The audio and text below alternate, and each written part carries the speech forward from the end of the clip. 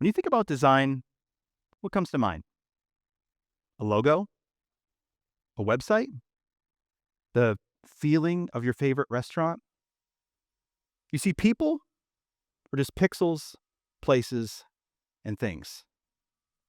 Everything around you was designed, either on purpose or by accident.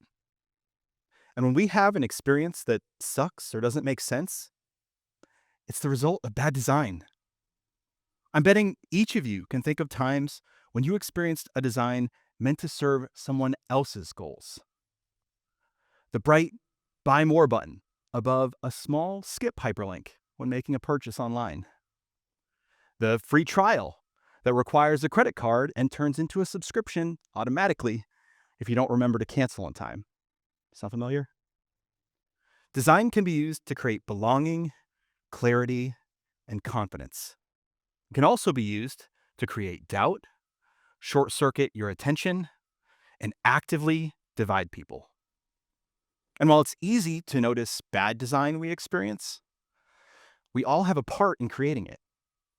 Anytime we make choices that affect other people, we're designing. You are a designer because every decision you make shapes an experience for someone else or for yourself.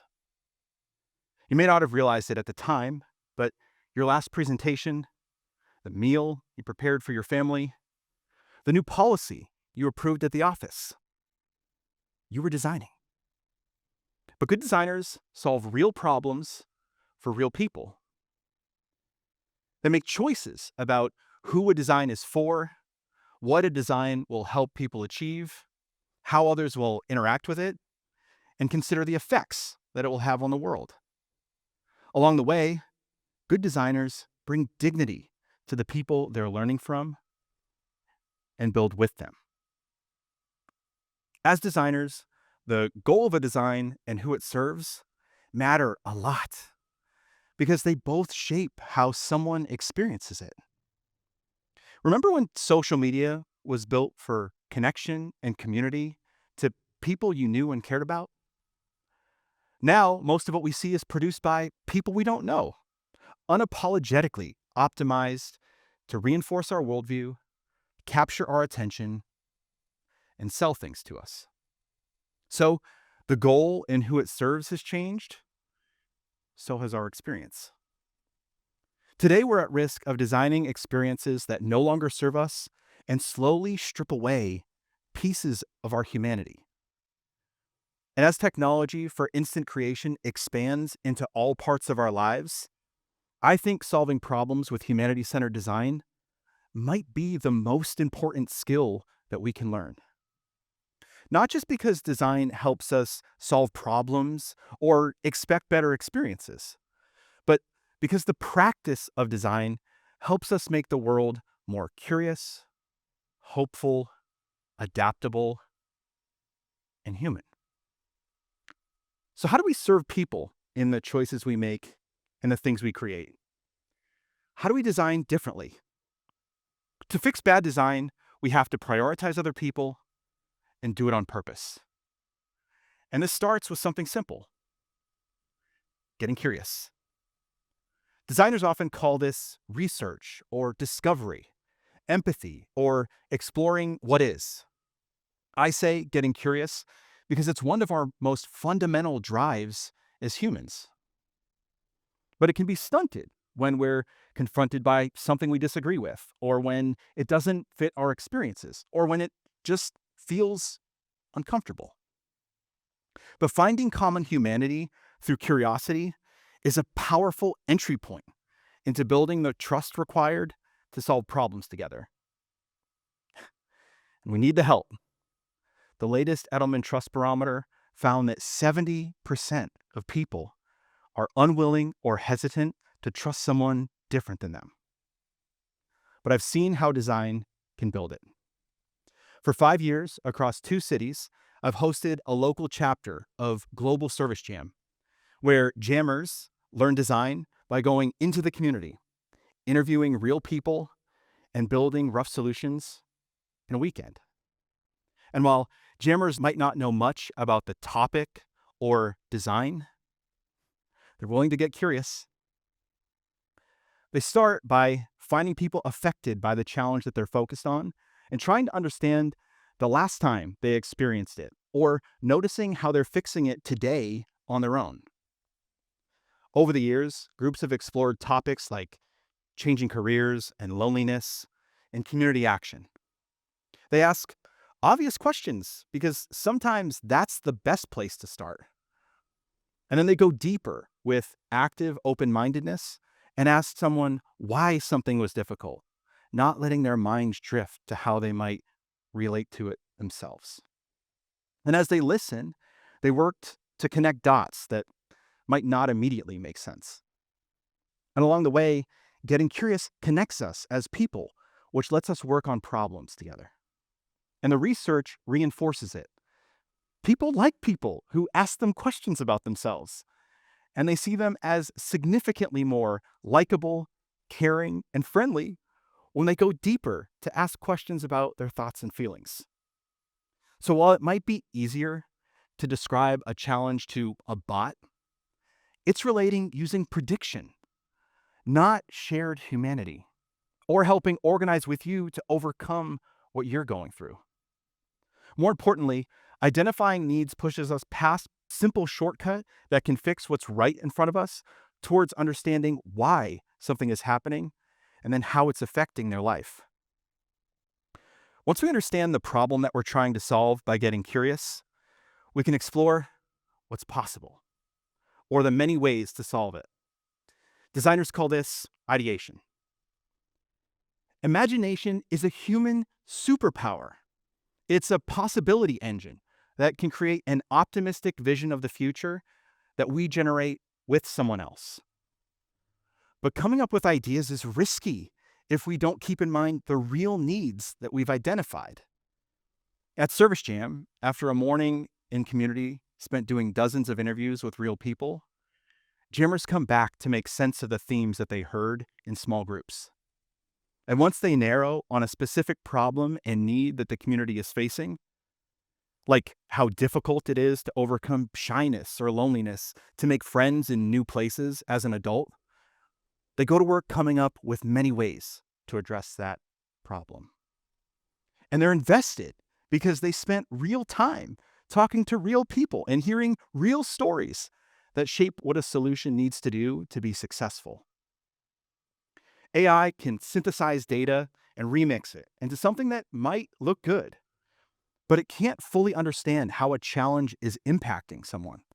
Like how loneliness feels when we're surrounded by people, but too anxious, shy, or self-conscious to speak to anyone. A solution isn't our most interesting idea. It's the one that meets the need best and considers the person experiencing it. And the hope that ideas in motion creates are found to improve meaning and purpose in our lives and even make us healthier. Why would we outsource that to a robot? But these solutions are a draft, not a gift. To learn more, we have to make a prototype and test it. Too often I hear leaders interested in piloting an idea, a small-scale version of what they want to build. But this approach is full of assumptions that are hard to break apart and can confuse what went well and what didn't. Testing an idea is scary. It feels vulnerable, and it's where people often struggle the most. So after jammers build something, we send them back into the community to find people who might need what they're working on and test how they interact with it. We love our ideas. They represent how thoughtful, how creative, and how capable we are. But an idea only matters if it works for the person it's meant to serve. Their point of view matters the most. Jammers use cardboard and tape and markers and posters to create flyers for an event or a model of the idea to quickly help them focus on specific things to test and keep them flexible on the ultimate outcome based on what they learn. And amongst so much uncertainty, they adjust their relationship towards getting something wrong by responding, "How fascinating," to what they learn and trying again. It takes humility to let go of our need to be right, our ego, our preferences, and instead ask, observe, and test whether something helped or it worked or made their day, and then change the idea based on what someone says about it. Plus, it's powerful to see how people respond when they realize something was built and adapted for them. Research even says they feel vicarious pride about the effort that someone put in it. The thoughtfulness that you see and feel connects us. AI can create drafts, but they shouldn't replace a real human testing what we made. We need to see what someone really does with it and whether it helps them. And I found you get better feedback with a draft that's less polished, unlike the shiny output of your average AI prompt. But it's no wonder we're more comfortable with what AI gives us. In school, we're often taught that being wrong is the enemy in a system built on answers, with grades and tests and syllabi that define what we should learn. When I talk to employers, they say they need more new grads with curiosity and initiative. And the World Economics Forum Future of Jobs report for 2025 mentions creative thinking, resilience, flexibility, and agility among the growing human skills needed for the future of work. And I can't help but hear these needs and see the promise of every student learning design to solve problems while they develop human skills that set us apart from robots. I remember when I first started learning design, it felt like I had discovered magic. I wanted everyone to learn this problem-solving superpower. Like Don Norman, I imagined designer nurses, designer politicians, designer team leads, and designer educators. Because to end crappy experiences, it's going to take all of us identifying a challenge and a need in the world, and then going to talk to people impacted by it.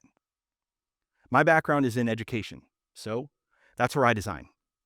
When you design where you are, you have unique access to solve problems that matter in ways that make a difference. And once people learn design, they see the potential. As the jam ends and we all pack up, I hear story after story of their plans to use it throughout their lives. I saw this play out in my own life in a way I didn't expect. A few months ago, my wife Grace and I got into an argument. It started on Saturday morning and somehow stretched well into the next day. We were on a bender. By Sunday afternoon, we were exhausted. So we took a break. Grace went for a walk with our dog Finley, and I sat in the backyard with a notebook. And as a small voice in my head caused me to pause, I started to think about what I was designing. I started to get curious about the problem. I wrote her name on the top of a page and used the empathy map framework to ask myself, what is she thinking? What is she feeling? What is she saying and doing? And as I answered, I started to see things differently. I wasn't stuck anymore or ready to fight. When she came back, I related to her differently. And she softened. We listened to each other. And rather than focus on how we could get our deer across more clearly, we focused on how well we understood each other. And when we understand why something is happening, it gets easier to look at, deconstruct it, and explore ways to solve it. We designed for connection rather than conviction. As designers, we create worlds for one another. And as we create or interact with designs, we're catalysts to call out bad design or improve it. Because anytime you make a choice that affects someone else, you're designing. Whether you're a CEO, a government leader, a small business owner, a student, employee, or parent, you are a designer. And when you create something, you choose whether it brings people together or pushes them apart. You choose if it brings out our humanity or makes life more automated, efficient, and robotic without humans. And with AI, you have more power than ever to create without talking to anyone. But you're still designing. Last year, I introduced a group of high school students to design. And when I asked them what they learned, one said something I haven't been able to forget. Design is how you show people you care. And I agree. Let's expect more care in the designs we create for each other. And the question for you is, what are you designing for? And no matter what your answer is, do it on purpose. Spend time with the people you're impacting. Listen, notice, identify their needs, explore solutions together, build with them, learn from them, make change together. And in the process, be just a little more human.